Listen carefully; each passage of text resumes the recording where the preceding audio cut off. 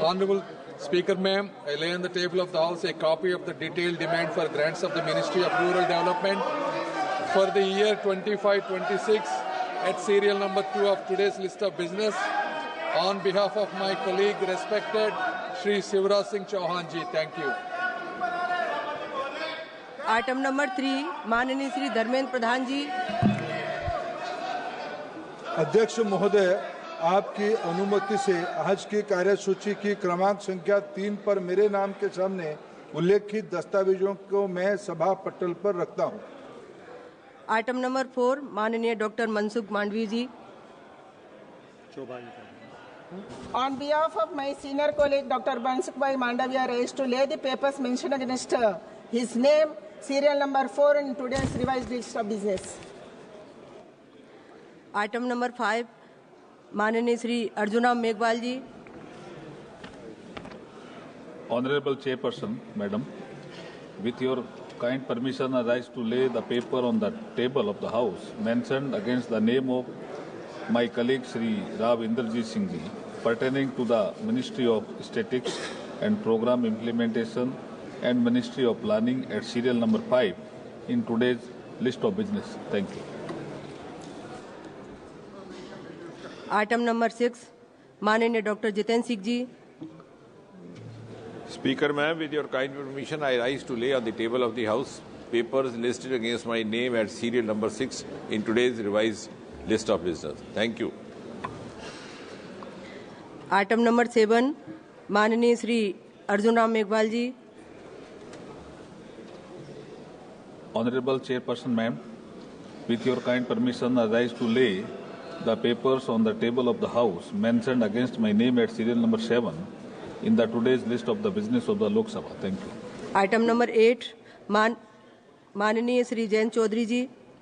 Honorable Chairperson, ma'am, with your kind permission, I rise to lay papers mentioned against my name at serial number 8 at the floor of the House in today's list of business. Item number 9, माननीय श्री पंकज चौधरी जी. सभापति महोदय, मैं आज की कार्यसूची में मेरे नाम के सामने मत संख्या 9 पर वर्णित कागजात आपकी अनुमति से सदन के पटल पर रखता हूं.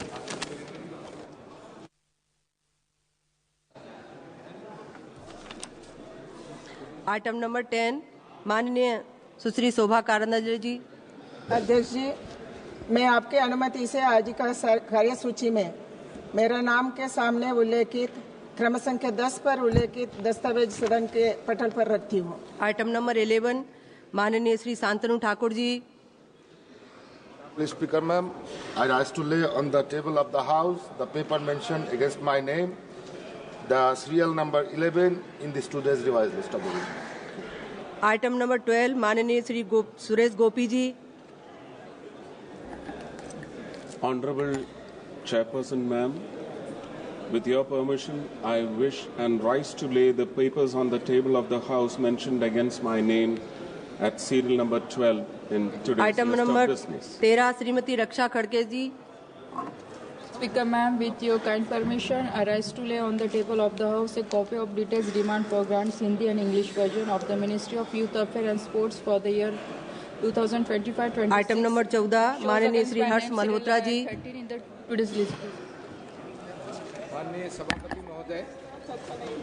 माननीय सभापति महोदय, मैं आज की कार्यसूची में क्रमांक 14 पर मेरे नाम के सामने उल्लेखित पत्रों को सदन के पटल पर रखता हूं. आइटम नंबर 15, माननीय Shri Pavitra Margherita ji. Honorable Madam, with your permission, I rise to lay on the table of the House paper mentioned against my name at serial number 15 as per today's list of business. Item number 16, माननीय doctor Shashi Tharoor ji. Thank you, Madam Chairman. I rise today to lay on the table the statements, Hindi and English versions, showing final action taken by the Government of India on the reports of the Standing Committee on External Affairs as listed against my name in serial number 60 in today's revised list of business. Thank you, ma'am. Item number 17, माननीय श्री राजीव प्रताप रूडी जी. धन्यवाद. और I wish to present the following reports of Hindi and English versions of Standing Committee on Water Resources. First, reports on demands for grants for the first budget of the Ministry of Jal Shakti. Department of Drinking Water and Sanitation. Second report on demands of grants for the Ministry of Jal Shakti, Department of Water Resources. Thank you. Item number 18 माननीय श्री किरण रिजिजू जी।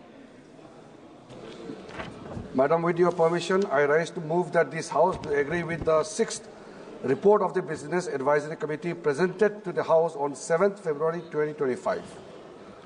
प्रश्न यह है कि यह सभा 7 फरवरी 2025 को सभा में प्रस्तुत कार्य मंत्रणा समिति के छठे प्रतिवेदन से सहमत है। जो सदस्य प्रस्ताव के पक्ष में हैं वो हाँ कहें, जो सदस्य प्रस्ताव के विपक्ष में हैं वो ना कहें। मेरे विचार में निर्णय हाँ वालों के पक्ष में हुआ, हाँ वालों के पक्ष में हुआ।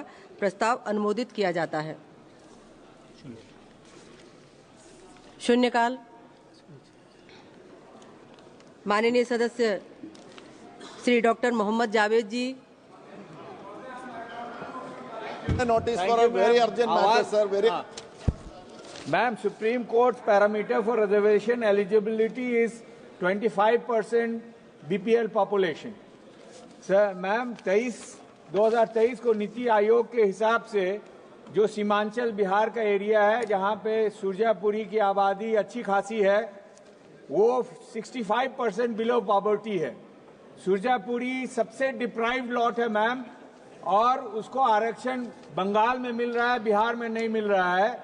आदरणीय प्रधानमंत्री भी लगातार पासबांदा मुस्लिम की चर्चा करते हैं, लेकिन वहां पे ना तो कॉलेज है, ना जॉब्स है, ना इंडस्ट्री है, ना एएमयू के लिए फंड दे रहे हैं। मेरी डिमांड है मैम कि inclusion of Surjapuri community in Bihar state reservation list annexure 1 में लिया जाए, inclusion of Surjapuri community in the central OBC list लिया जाए, और ए dedicated socio economic survey by the Bihar government and Niti Aayog should be done at the earliest, and implementation of special welfare schemes targeting education, employment, financial support for Surjapuri, just as done for similar placed communities in other states, ma'am. Thank you very much. माननीय doctor Namdeo Kirsan ji.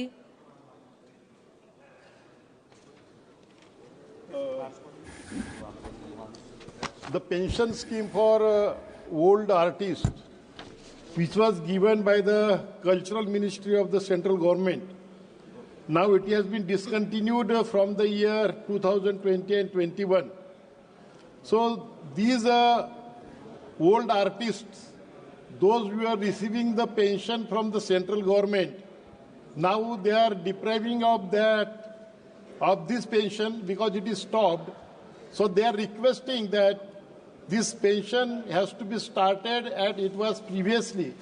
And for the artists who were selected after going through the applications process, as per the format prescribed by the selection committee, we are selected as the beneficiaries of the scheme. When those artists have been selected and some artists have started the pension, so that has been subsequently stopped. So it is my request that the government should start that pension for the artists, old artists, which was given previously. Thank you very much. माननीय सदस्य श्री सुदामा प्रसाद जी। माननीय सभापति महोदया, भारतीय खाद्य निगम के श्रमिक payroll पर हैं तथा निगम के रेगुलर श्रमिक हैं। इन नो वर्क नो पे श्रमिकों का न ही कोई मासिक गारंटी मजदूरी निर्धारित है और न ही इनके लिए सेवा शर्तों का गठन किया गया है। ये श्रमिक वर्तमान में प्रति माह औसतन 5,000 से 10,000 रुपये तक मजदूरी ही अर्जित कर पाते हैं, जो जीवन यापन के लिए कम है। जब श्रमिक ठेका प्रथा में थे उस समय खाद्य मंत्रालय भारत सरकार द्वारा गठित श्री विवेक मेहरोत्रा कमेटी ने भी इन श्रमिकों को डीपीएस सिस्टम में नियोजित करने हेतु वर्ष 2007 में अनुशंसा किया था, जिसको सरकार ने पत्र दिनांक 1/10/2008 के माध्यम से स्वीकार कर लिया था। लेकिन जब श्रम एवं रोजगार मंत्रालय भारत सरकार द्वारा इन गोदामों से ठेका प्रथा निषेध किया गया तो वर्ष 2011-12 में इन श्रमिकों को डीपीएस सिस्टम में नियोजित नहीं कर नो वर्क नो पे सिस्टम में किया गया। अभी भी कोई मासिक गारंटी मजदूरी नहीं है और ना ही श्रमिकों का कोई सेवा शर्त है। एफसीआई में नो वर्क नो पे सिस्टम समाप्त कर डीपीएस सिस्टम में अपग्रेड करने, ठेकेदारी प्रथा खत्म करने तथा मेडिकल सुविधा प्रदान करने हेतु इन श्रमिकों के लिए मांग करता हूं। धन्यवाद। माननीय सदस्य श्री दिलीप सीकिया जी। सभापति महोदया, मैं आपके माध्यम से केंद्र सरकार द्वारा तिब्बत में यारलंग जंबो के निचले हिस्से में बांध के निर्माण की घोषणा की ओर आकर्षित करना चाहता हूं। अभी हाल ही में चीन ने ब्रह्मपुत्र नदी पर दुनिया का सबसे बड़ा बांध बनाने का ऐलान किया है। ब्रह्मपुत्र नदी तिब्बत से निकलती है और चीन से होते हुए अरुणाचल प्रदेश और असम से बहकर बांग्लादेश पहुंचता है। चीन में इस नदी की यारलुंग जंबो कहते हैं। तिब्बत में बनने जा रहे इस बांध का असर भारत और बांग्लादेश दोनों पर पड़ेगा।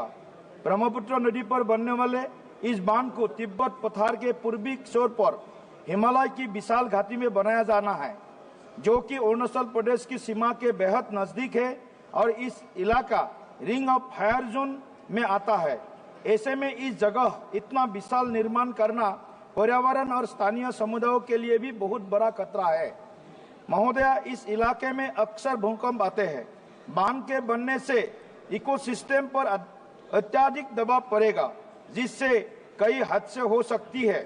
भारत के उत्तर पूर्वी राज्यों और बांग्लादेश पहले से ही भयंकर बाढ़ की घटनाओं का सामना करते आ रहे हैं, लेकिन जलवायु परिवर्तन के कारण उन्हें और अधिक चुनौतियों जैसे भूस्खलन, भूकंप और बाढ़ आदि का सामना करना पड़ेगा, जो कि यहाँ की सभ्यता, पर्यावरण, संस्कृति और नागरिक जीवन के लिए बहुत ही बड़ा खतरा साबित होगा। इस बांध के निर्माण से दुनिया का सबसे बड़ा बांध हो जाएगा और वर्ष 2023 की एक रिपोर्ट के अनुसार इस बांध पर बनने वाले हाइड्रो पावर स्टेशन से हर साल 300 मिलियन kWh से अधिक बिजली पैदा की जा सकती है। महोदया, चीन लगभग $137 बिलियन की लागत से इस बांध का निर्माण करने जा रहा है, जो कि दुनिया का सबसे बड़ा बांध होगा। उसने जिस बांध को बनाने का प्लान तैयार किया है, उसमें काफी ज्यादा मात्रा में पानी को स्टोर किया जा सकेगा। जाहिर है कि बांध बनने के बाद नदी के बहाव पर चीन का कंट्रोल हो जाएगा और भविष्य में पूर्वोत्तर भारत में पानी की कमी या बाढ़ का संकट हमेशा के लिए बना रहेगा। साथ ही अरुणाचल प्रदेश की सीमा के बेहद नजदीक तक चीन का प्रभाव भी बढ़ सकता है। अतः आप महोदय से माध्यम से मेरा केंद्र सरकार से अनुरोध है कि चीन के साथ द्विपक्षीय वार्ता कर इस बांध के निर्माण को रोकने के विषय में जरूरी कदम उठाने का कस करे, ताकि असम समेत पूरे पूर्वोत्तर भारत को भविष्य के संकट से बचाया जा सके। धन्यवाद महोदय जी। माननीय सदस्य श्री सप्तगिरी शंकर जी। धन्यवाद सभापति महोदय। I rise today to bring in urgent attention to the House a matter of immense significance for the people of South Odisha, the realignment of the sanctioned Gunpur-Tiruvur rail line project to pass through Padampur, Gudari and Bisamkatak. Ma'am, we welcome the much-needed railway project in its current alignment, but it fails to serve any meaningful purpose. Instead, it bypasses densely populated, economically active and historically significant areas, leaving out the very people who would benefit from this project. Sir, this demand has been approved by the General Manager, East Coast Railway. The final location survey has also been completed, confirming that a minor 17-kilometer deviation, the railway line can pass through Padampur, Gudari, Ramnaguda, Bisamkatak and other key blocks, directly benefiting over 6 lakh people in Raigad and Gajbet districts. Ma'am, the current line passes through sparsely populated barren areas. In contrast, the realignment via Padampur, Bisamkatak would serve as a catalyst for economic growth, improving access to trade, education and healthcare. This reason is agriculture-intensive, commercially significant and historically important, yet its exclusion from the railway project is unjustifiable. The sanctioned alignment of Gunpur-Tiruvur rail line project, which includes station Gunpur, Penkam, Ramnaguda, Bankli, Durgi and Tiruvali, passes through thinly inhabited and barren areas. With minor realignment, it can pass to stations like Gunpur, Chalakamba, Padampur, Bisamkata, Gumda, Penkam, Ramanaguda, Bankali, Durgi, and Tiruvali, which follows a geographically logical and development focused route, directly benefiting over 6 lakh people in Raigada and Gajpur district. I urge the Honorable Minister of Railways to issue a formal directive to re-examine the alignment, considering the GM from East Coast Railway that approved the final location survey. This small realignment will bring enormous socio-economic benefit to the region and prevent yet another case of public infrastructure failing to serve the public needs. Ma'am, I urge the government to act immediately and not let another crucial infrastructure project bypass the rightful aspiration of the people. Let development be inclusive, people-centric and equitable, ma'am. Thank you so much. माननीय सदस्य श्री छत्रपाल सिंह जी।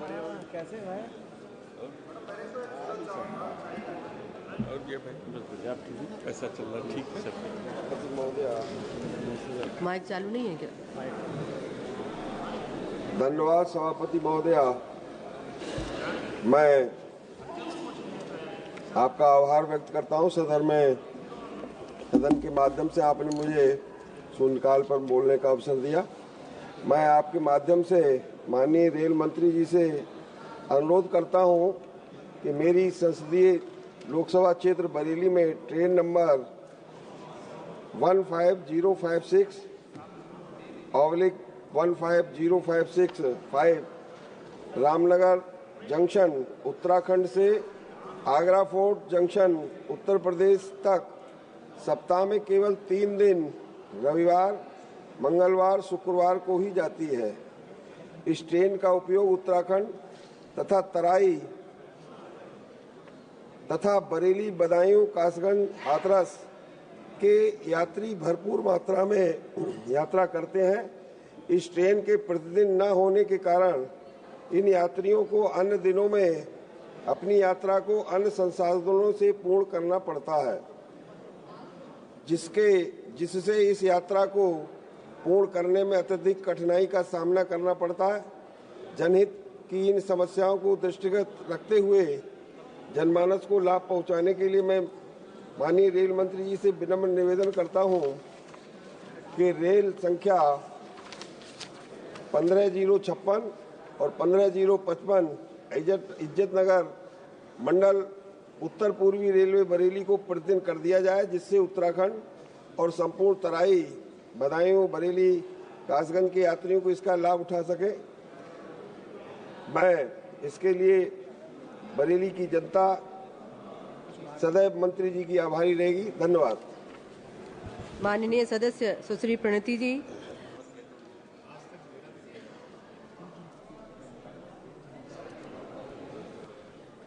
माननीय सदस्य श्री जितेंद्र सिंह जी।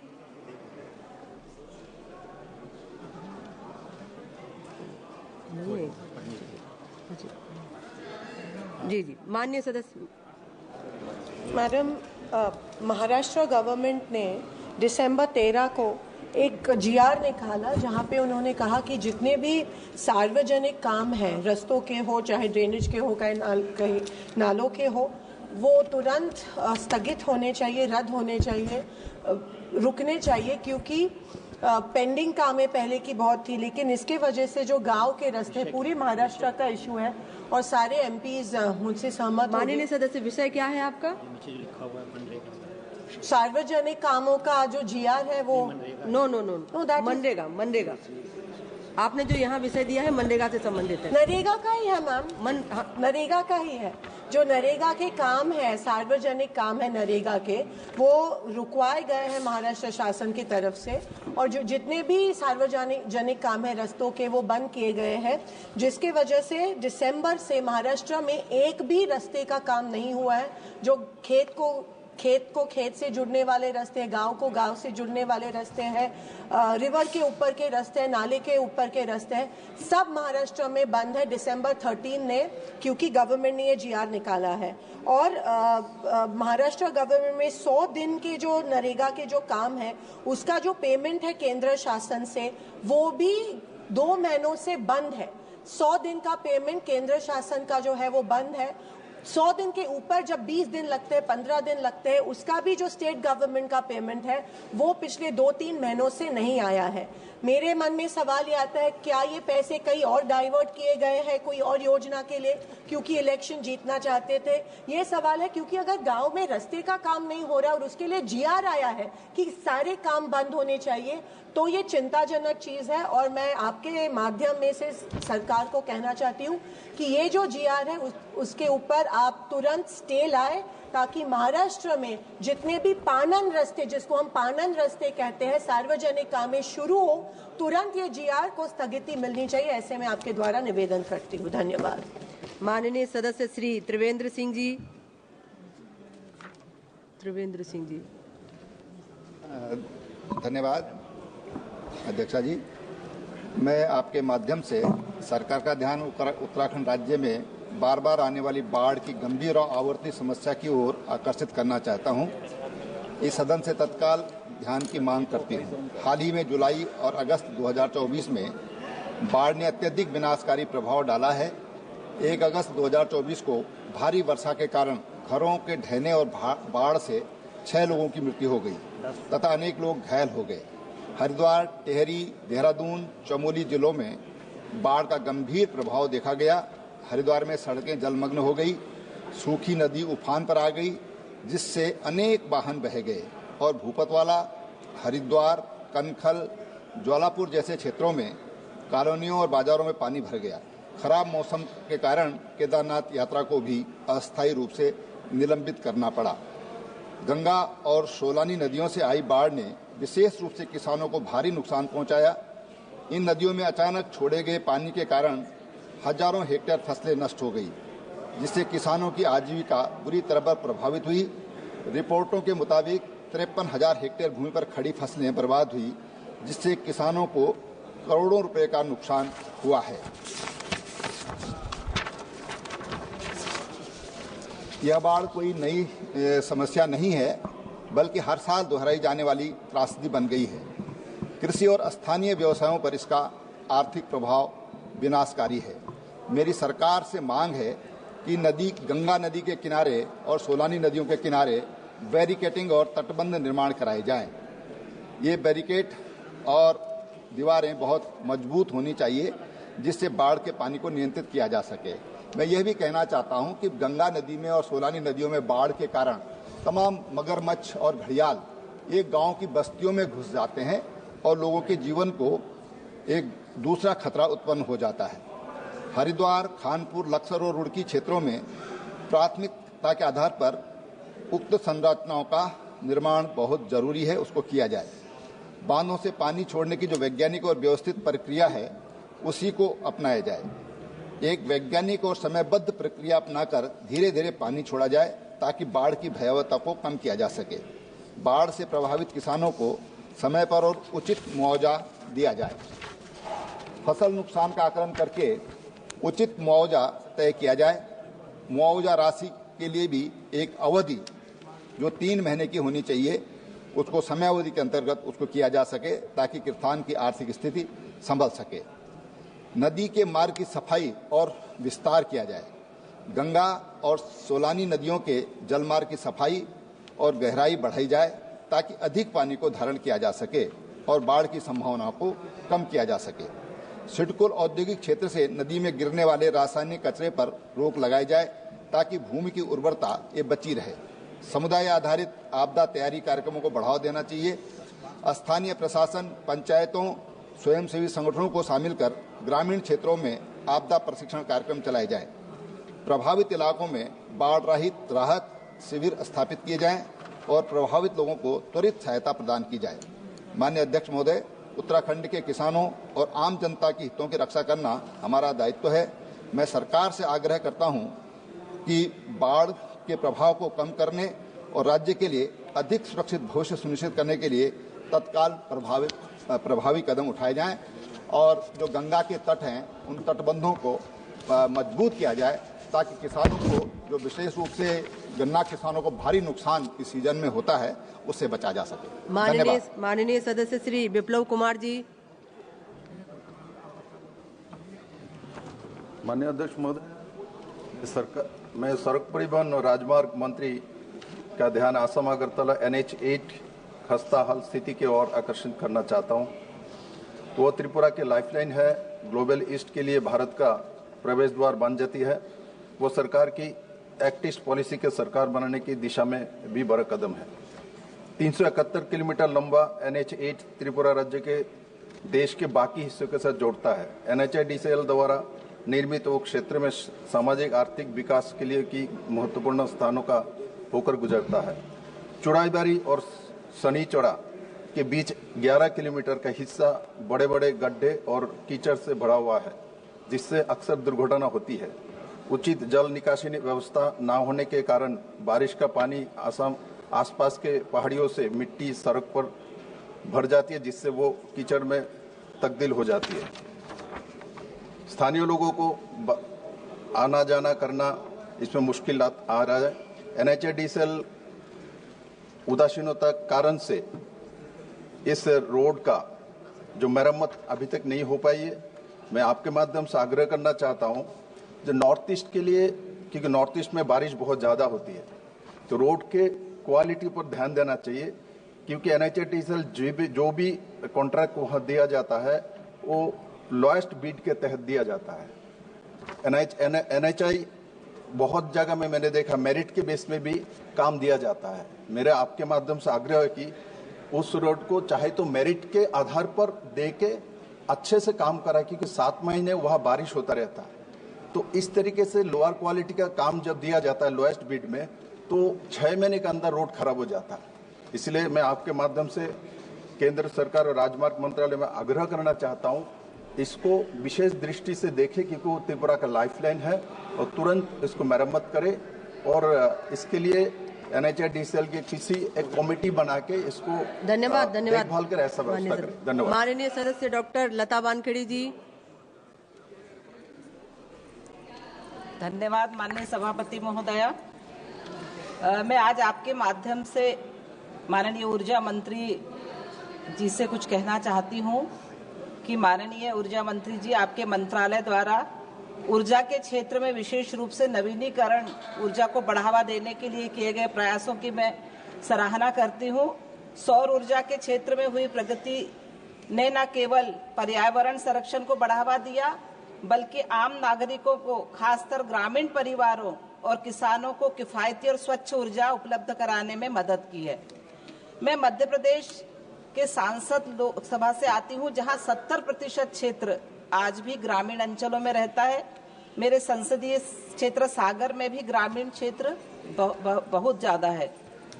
माननीय सभापति महोदय जी, मैं माननीय मंत्री जी से कहना चाहती हूँ कि मध्य प्रदेश के ग्रामीण क्षेत्रों में सौर ऊर्जा को बढ़ावा देने के लिए अब तक कितने सौर संयंत्र स्थापित किए जा चुके हैं? क्या हर गांव को सौर ऊर्जा से जोड़ने के लिए कोई विशेष योजना बनाई गई है? साथ ही कृषि क्षेत्र में सौर ऊर्जा के अधिकतम उपयोग के लिए किसानों को सोलर पैनल पर विशेष अनुदान देने की दिशा में आपकी क्या आगामी कार्य योजना है, ताकि हमारे किसान भाई सस्ती और स्वच्छ ऊर्जा का लाभ उठा सके?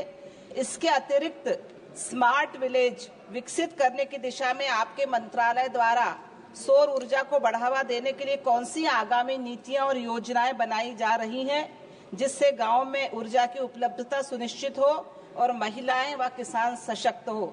माननीय सभापति महोदया, मैं चाहती हूं कि मेरी लोकसभा में 650 ग्राम पंचायतों में 3300 गांव आते हैं, जो स्मार्ट विलेज बने और सभी में सोलर पैनल के माध्यम से ऊर्जा मिले। धन्यवाद। माननीय सदस्य श्री योगेंद्र चांदोलिया जी। माननीय सभापति महोदय जी, मैं आपके समक्ष इस सदन में दिल्ली के भूमिहीन लोगों को मालिकाना अधिकार मिले, वह आपके सामने अपनी बात रखना चाहता हूं। माननीय अध्यक्ष जी, मैं दिल्ली के भूमिहीन लोगों और किसानों को प्रभावित करने वाले एक लंबे समय से चले आ रहे मुद्दे को इस सदन के ध्यान में लाना चाहता हूं। वर्ष 1975-76 में तत्कालीन भारत सरकार के कार्यकाल में उस समय देश की प्रधानमंत्री स्वर्गीय श्रीमती इंदिरा गांधी जी थी। उनके कार्यकाल के दौरान दिल्ली राज्य में 20 सूत्री कार्यक्रम के तहत भूमिहीन लोगों को कृषि भूमि और 120 गज के भूखंड आवंटित किए गए थे। लेकिन अफसोस ये है कि आज तक उन्हें मालिकाना अधिकार नहीं दिया गया। 49 साल के बाद भी वह लोग मालिकाना अधिकार के लिए दर दर घूम रहे हैं।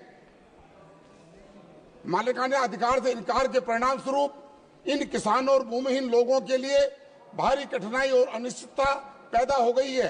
दिल्ली के भूमिहीन किसानों को मालिकाना अधिकार के साथ मिलने वाले ऋण सुविधाओं, बीमा और अन्य केंद्रीय योजनाओं का लाभ भी नहीं मिल पा रहा है। इसके अलावा वे लगातार बेदखली के खतरे में रहते हैं। बहुत दुख के साथ कहना पड़ रहा है कि दिल्ली के किसानों को किसान का दर्जा नहीं मिल पा रहा। अनुसूचित जाति के भूमिहीन किसानों को 1 एकड़ आवंटित कृषि भूमि 1975 में आवंटित की गई थी, परंतु आज तक मालिकाना अधिकार अनुसूचित जाति के किसानों को पिछले 50 वर्षों में नहीं दिया गया है। ये न्याय, समानता और मानव अधिकार का मामला है। माननीय सभापति महोदय जी, मैं माननीय मंत्री जी से इन भूमिहीन लोगों और किसानों को मालिकाना हक देने के लिए एक समय सीमा के भीतर तत्काल कार्रवाई करने का आग्रह करता हूं। माननीय सभापति महोदय जी, मैं आपको एक बात बताना चाहता हूं कि मेरा ये प्रश्न 5 दिसंबर को मैंने लगाया था। उसमें माननीय केंद्रीय मंत्री जी ने जो मुझे उत्तर दिया था, उस समय की तत्कालीन सरकार जो जा रही है, उन्होंने इस सदन को और माननीय मंत्री महोदय को जो आंकड़े दिए थे, वो आंकड़े झूठे आंकड़े उन्होंने दिए थे। उन आंकड़ों को आपके सामने में रखना चाहता हूं। उन्होंने कहा था कि लगभग 3204 एकड़ जमीन के वो लोग हैं।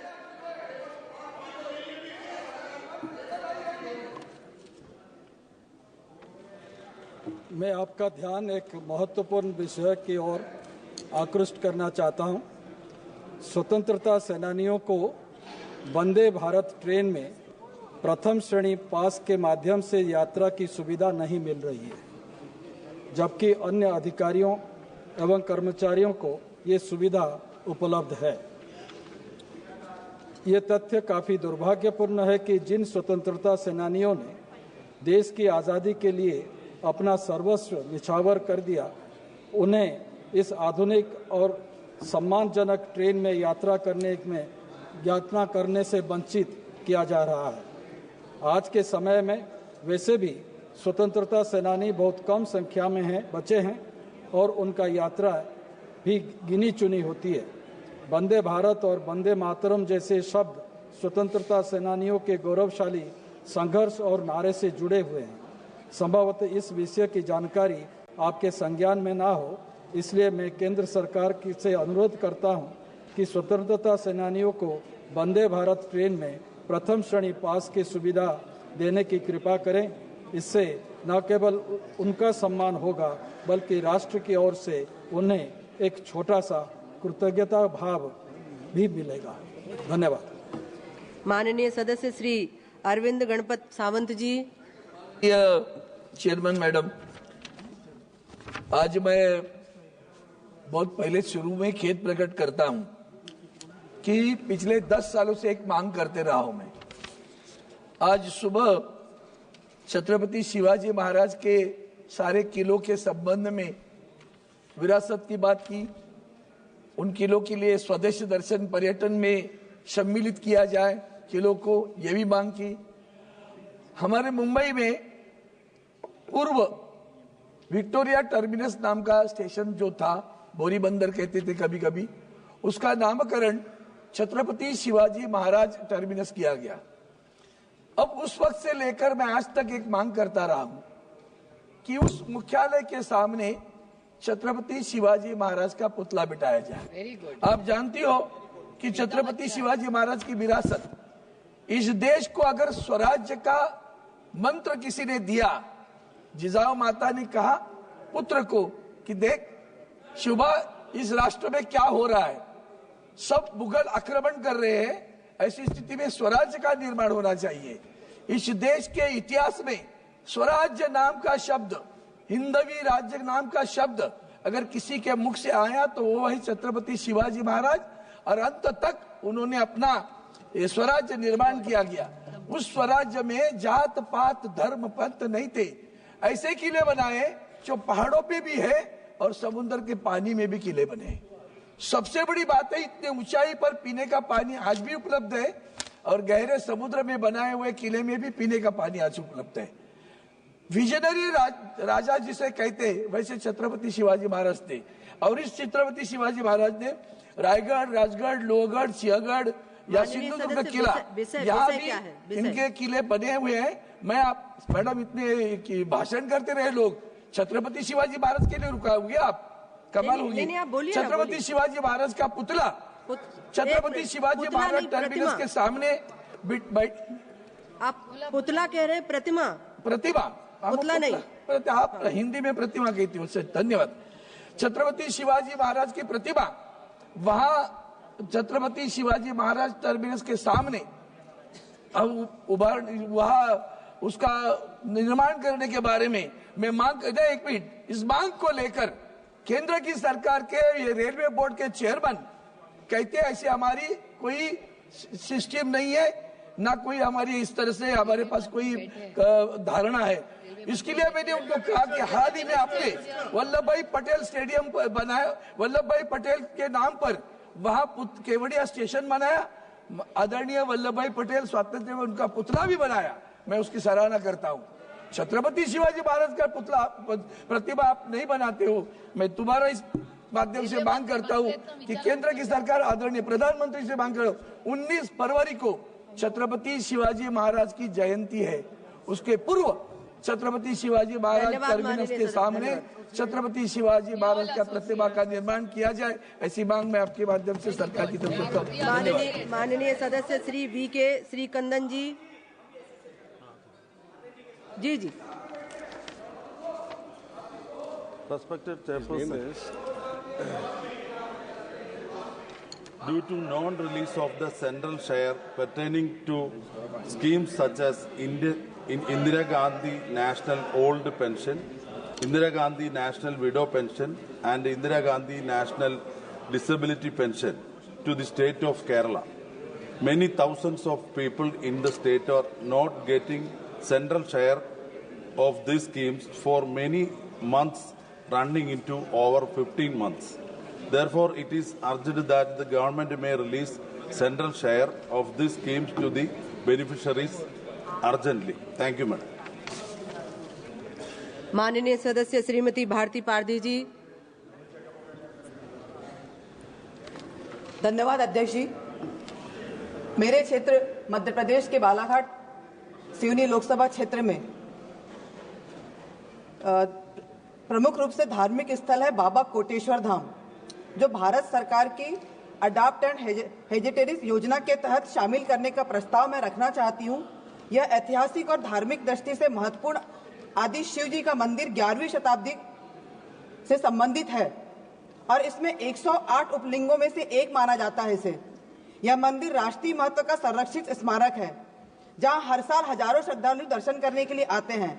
अडॉप्ट अ हेरिटेज योजना के तहत इस स्थल को यदि अधिक संरक्षित किया जाता है तो जिसमें धार्मिक पर्यटन को बढ़ावा तो मिलेगा ही और श्रद्धालुओं को बेहतर सुविधाएं उपलब्ध की जा सकेगी। इस ऐतिहासिक स्थल को राष्ट्रीय और अंतर्राष्ट्रीय स्तर पर प्रसिद्धि बनाने के लिए इस योजना में शामिल करने का प्रस्ताव मैं रखती हूं। जय कोटेश्वर बाबा। माननीय सदस्य श्री कृष्ण प्रसाद जी।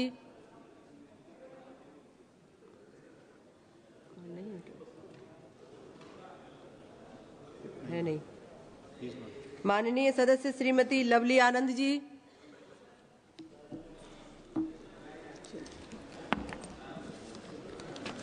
धन्यवाद सभापति महोदया। मैं अपने संसदीय क्षेत्र शिवहर के एक महत्वपूर्ण विषय को माननीय उद्योग मंत्री जी के ध्यान में लाना चाहती हूँ। शिवहर बिहार का एक छोटा जिला होने के कारण 3 ओर से सीतामढ़ी, मुजफ्फरपुर और मोतिहारी से जुड़ा हुआ है और एक और नेपाल से भी जुड़ा हुआ है। शिवहर संसदीय क्षेत्र में गरीबी और पिछड़ेपन के कारण यहाँ से मजदूरों का पलायन बहुत अधिक होता है और इसका मुख्य कारण जिले में किसी उद्योग का न होना वो है। मजदूरों के पास काम नहीं है, उन्हें रोजी रोटी की समस्या रहती है। शिवहर में कागज फैक्ट्री की संभावना है और यदि वहां पर कागज फैक्ट्री की स्थापना हो जाती है तो मजदूरों का पलायन तो रुकेगा ही, साथ ही स्थानीय लोगों को कुछ व्यवसाय के अवसर भी मिलेंगे और राज्य को अधिक से अधिक राजस्व की प्राप्ति भी होगी। अतः मंत्री महोदय से आग्रह है आपके माध्यम से कि इस विषय को संज्ञान में लेकर शिवहर में जल्द से जल्द कागज फैक्ट्री स्थापित करने की कृपा की जाए। आपने हमें 0 आवर में बोलने का मौका दिया, बहुत बहुत धन्यवाद। माननीय सदस्य श्री पीपी चौधरी जी। धन्यवाद सभापति महोदय। आज आपने मुझे बहुत महत्वपूर्ण और मेरे क्षेत्र के बहुत गंभीर विषय पर बोलने का मौका दिया।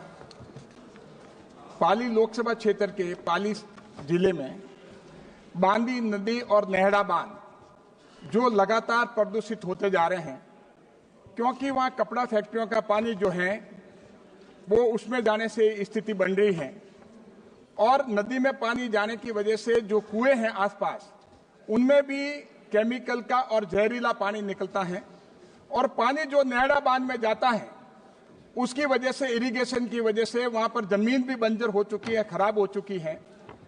तो स्थिति बहुत खराब है और जहां पर पशु पक्षी वगैरह जो पानी पीते हैं उनमें भी जो है मृत्यु दर उनकी ज्यादा है और उसके कारण उनमें बांझपन और उनकी उत्पादन क्षमता और प्रतिरोधक क्षमता पे उस पर बहुत जबरदस्त प्रभाव आया है। तो इन सारी परिस्थितियों को देखते हुए, क्योंकि वहां पर पास में ही ये 3 जो जगह हैं जहां कपड़ा उद्योग ज्यादा है, इंडस्ट्री ज्यादा है, पाली, जोधपुर और बालोतरा, इन तीनों समस्याओं का हल के लिए उपाय है। क्योंकि वहां पर हाल ही में बालोतरा में रिफाइनरी आई हुई है, वो रिफाइनरी पानी जो है शुद्ध पानी राजस्थान कैनाल से लेती है, बजाय राजस्थान कैनाल से उसको पानी नहीं दिया जाए रिफाइनरी को। रिफाइनरी को पानी, ये प्रदूषित पानी जो है, जो पाली का, जोधपुर का और बालोतरा का, इस पानी को टर्शरी ट्रीटमेंट के बाद में उस रिफाइनरी को दिया जाए जो आरओ लगा करके उस पानी को उपयोग में कर सके और ये प्रदूषण जो कि नदी में है, जो कि कुओं में हो रहा है और नुकसान हो रहा है प्रदूषण की वजह से, ये प्रदूषण खत्म हो सके। इसीलिए मेरे पर्यावरण मंत्री जी से और भारत सरकार से निवेदन है कि वो अपने हिस्से का अगर कुछ पैसा, कुछ मदद अगर इसमें दी जाए तो रिफाइनरी और इंडस्ट्री, भारत सरकार और राजस्थान सरकार मिलके ये इस समस्याओं का हल कर सकते हैं और बहुत बड़ी समस्याओं का हल हो पाएगा अगर ये सब मिलकर के हम करें। बहुत बहुत धन्यवाद आपका। माननीय सदस्य डॉक्टर निशिकांत दुबे जी। धन्यवाद सभापति महोदया। मैं आपके माध्यम से इस देश का ध्यान बड़े ही महत्वपूर्ण विषय की तरफ आकृष्ट करना चाहता हूं। अभी अमेरिका में सत्ता परिवर्तन हुआ है, माननीय राष्ट्रपति ट्रंप बैठे और उन्होंने यूएस एड जो है वो कंप्लीट बंद कर दिया। इस आधार पर बंद कर दिया कि यूएस एड वर्षों से केवल भिन्न भिन्न सरकारों को गिराने के लिए ही अपना पैसा खर्चा करती है और उसने जो आंकड़े दिए हैं वो बहुत ही महत्वपूर्ण है देश के लिए। मेरा कुछ सवाल है इस देश से और विपक्ष की जितनी पार्टियां हैं उससे।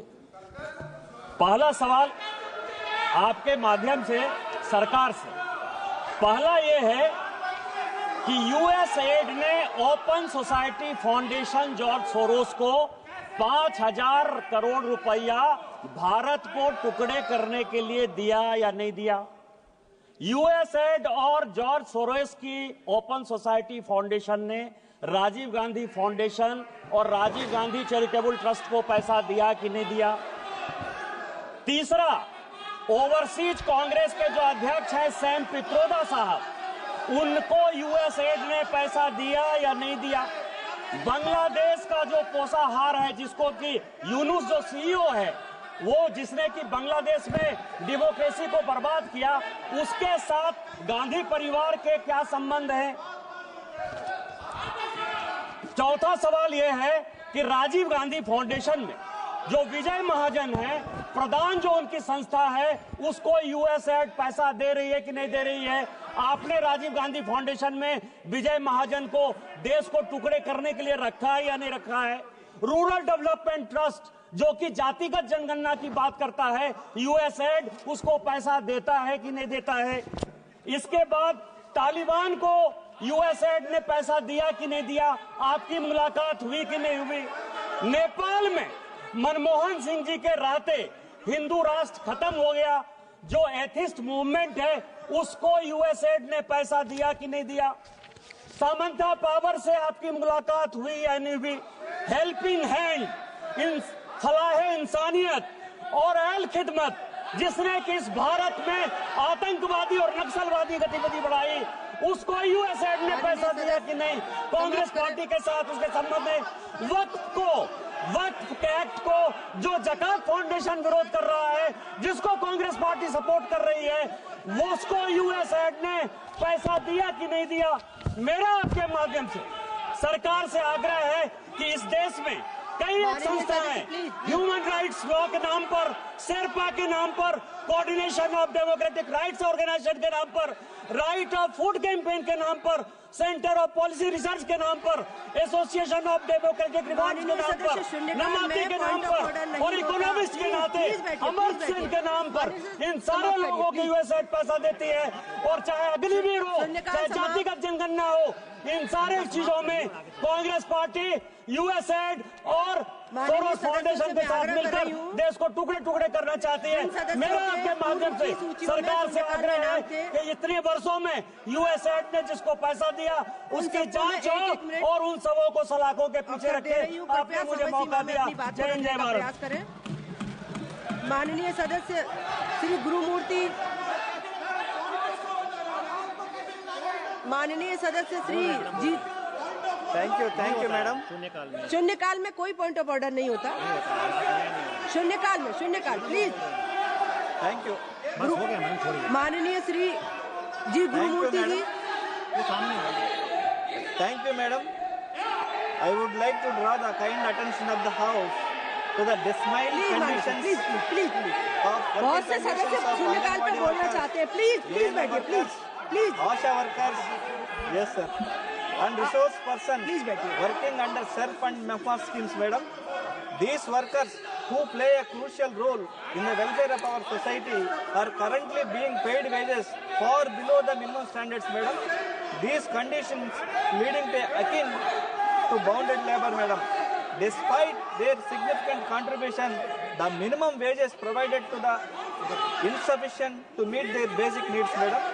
The compliance with the Minimum Wages Act in this sector remains poor, with widespread of reports of violations, madam. I urge the government to take steps to ensure that these workers are provided fair wages in accordance with the Minimum Wages Act, madam. Further, I request the comprehensive social security schemes be extended to cover them, including provident funds, health benefits, and to recognize their services to ensure their financial security, fair compensation and social security or their rights, not a privilege, madam. Thank you, madam. माननीय सदस्य Shri E.T. Mohammad Bashir जी।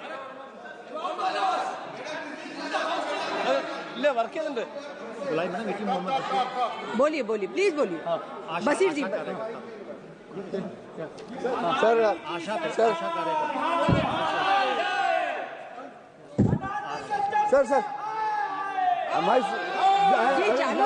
चालू भाई। Zero work, this ASHA workers are doing marvelous service for the healthcare and welfare of the children and pregnant women. In fact, they are doing 24/7 service. They are facing a lot of hardship and grievances. ASHA workers are not salaried. They are not getting any amenities like that. They are having a lot of difficulties. I urge upon the government to take it very seriously and take appropriate action to solve the grievances. माननीय सदस्य श्री सुदामा प्रसाद जी। शून्यकाल में माननीय सदस्य कोई point of order है नहीं। किस वजह से नहीं होता है? नियम नहीं, कोई नियम में नहीं है। सॉरी, प्लीज आप बैठिए, प्लीज। माननीय सदस्य श्री सुदामा प्रसाद जी। नहीं, इनको बुलाइए। लास्ट का ना जो आएगा ये कृष्ण प्रसाद टेनी। माननीय सदस्य श्री कृष्ण प्रसाद टेनेटी जी। Madam, thank you for giving me this opportunity to speak on the important matter of establishing Jawahar Navodaya Vidyalaya and 6 new Kasturba Gandhi Balika Vidyalayas in Bapatla. In my response to my unstarred question number 1027 in this August House, the Honorable Education Minister mentioned that the newly carved out Bapatla district does not have a JNV. As such, the students are permitted to apply for admission in the JNV in the old undivided district. While I appreciate the measure, Madam, it is imperative that a new JNV is established at the earliest in the newly formed district where my parliament constituency also exists. 25 lakh students have applied for class 6, but only 49,000 students were given admission in this year in JNV. It shows the importance of having more JNVs formed and established in the country, particularly in the newly formed and backward district like my district, that is Bapatla district. Similarly, the Kasturba Gandhi Balika Vidyalaya, I requested for 6 Kasturba Gandhi Vidyalayas. I am requesting, Madam, through your Honorable self, to Honorable Minister, to sanction 6 Kasturba Gandhi Balika Vidyalaya schools in 6 assembly segments of my constituency. Furthermore, since Honorable Finance Minister has placed special emphasis on Ekalavya model residential schools in her speech, I would request the expansion of the scheme in my parliamentary constituency of Bapatla as well. Finally, Madam, through your good self, I am requesting the Honorable Minister, through you, to expedite the process of setting up new Jawahar Navodaya Vidyalaya and 6 new Kasturba Gandhi Balika Vidyalayas and Ekalavya model residential schools in my constituency, Bapatla parliamentary constituency, which is also a newly formed and most backward district in the state of Andhra Pradesh. Thank you very much, Madam. Thank you so much. माननीय सदस्य श्री जगदम्बा पाल जी।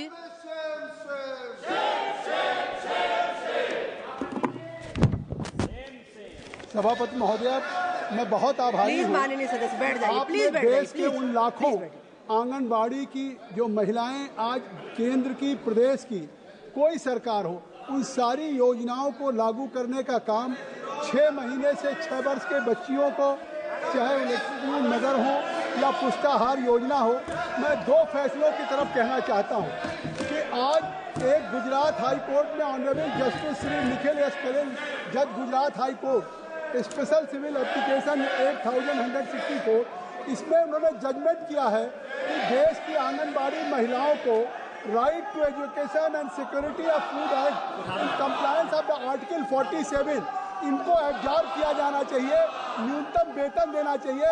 आज वो आंगनबाड़ी की महिलाएं जहां उन बच्चों के लिए पुष्टाहार का कार्यक्रम करती हैं, देश के 2 फैसले ऐसे हुए हैं कि उन फैसलों से आज भी उनको केवल 2500 और 4500 मिल रहा है।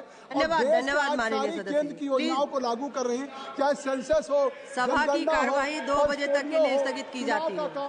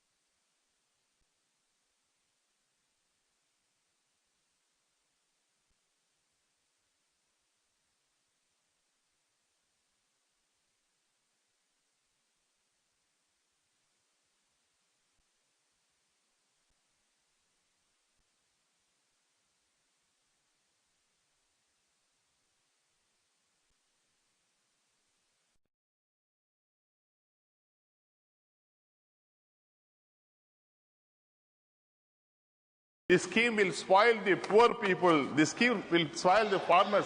This is not match for Tamil Nadu. We are the social justice. We are following the social justice. We are uplifting the ground level people to up level. We are sending back to them. Your barber's son will become a lawyer.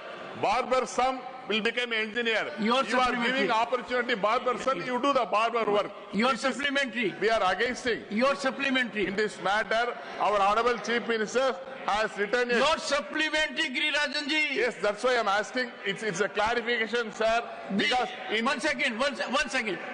Girirajan ji, the issue is implementation of PM Vishwakarma scheme in West Bengal. Another one. Please confine to the Minister has stated Tamil Nadu also. एक second. Minister has stated माननीय मंत्री जी ने सुलभ तरीके से विस्तार से जवाब दिया है, पर विषय पर रहना जरूरी है. It is important for us to ask supplementary from the Honorable Minister on the question. Minister stated in his reply, West Bengal and Tamil Nadu. Regarding the Tamil Nadu, we are opposing this scheme. We have sent the detailed letter to the ministry. It is a register. I record my answer. We are not accepting. It is not a debating platform. Honorable members, I will again appeal to you. A question is important only when the supplementaries are asked about the question. If we start diverting and making a statement that we will not have a central scheme, this House has to debate someday whether national schemes can really be so ignored. Last supplementary, Shri Mahendra Bhatt. सभापति जी, मैं माननीय मंत्री जानना चाहूँगा कि प्रधानमंत्री विश्वकर्मा योजना के तहत ये विषय तो आ गया कि कितने राज्यों ने इसको अभी तक अडॉप्ट नहीं किया है. दूसरा, अभी तक इस योजना से कुल कितने छोटे लघु उद्यमों को लाभ मिला है, उसका राज्यवार कोई ब्यौरा सरकार देख पाएगी? वेस्ट बंगाल और तमिलनाडु नहीं लागू. महेंद्र जी, ये जानकारी तो इतनी ज्यादा पब्लिक स्पेस में है, फिर भी माननीय मंत्री जी. सभापति महोदय, वैसे तमिलनाडु की बात तो इस प्रश्न में नहीं था, लेकिन इस प्रश्न के पीछे कुछ ऐसी बातें आई है कि भारत सरकार की योजनाओं को लागू करने में वेस्ट बंगाल के साथ साथ तमिलनाडु भी अनिच्छुक है. ये बात सही है कि हम गरीबों के लिए करते हैं, उनके लिए करते हैं. विश्वकर्मा योजना है जिनको किसी प्रकार से कोई लाभ नहीं मिला है. तो क्या तमिलनाडु में और वेस्ट बंगाल में वैसे लोग नहीं हैं? उनके लिए हम करना चाहते हैं, लेकिन वैसा नहीं लोग कर पाते. मेरा मन तो आपको और भी सुनने को कर रहा है. But the house stands adjourned to meet at 2 PM.